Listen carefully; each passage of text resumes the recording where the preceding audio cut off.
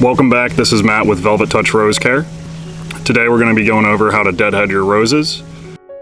I'm at Antrim 1844 and we have about 200 roses total here, just under, that I'm up here taking care of every 10 days. A big part of taking care of these roses is going to be deadheading them.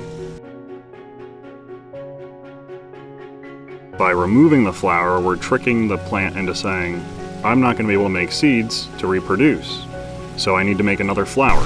Through doing this deadheading, you can get your roses to produce a lot of flowers through the whole season. In the DMV, our season runs with blooming from May through about November.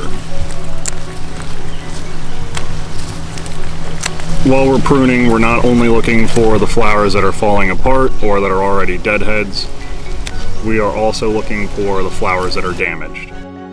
If the roses are starting to open up or have been open and are kind of aged, the rain and the water sitting in the petals will cause them to turn brown, stick together, overall look unappealing and not like the beautiful rose that we want.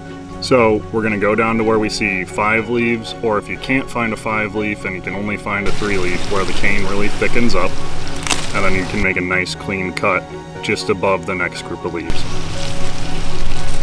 By removing the spent flowers and not allowing them to turn into the rose hip, which is the fruit, it tricks the plant into saying, I need to make another flower because I need to make another fruit, because I'm not fulfilling my need to continue on life through my offspring. You're gonna be able to just really enjoy your rose bushes by deadheading them.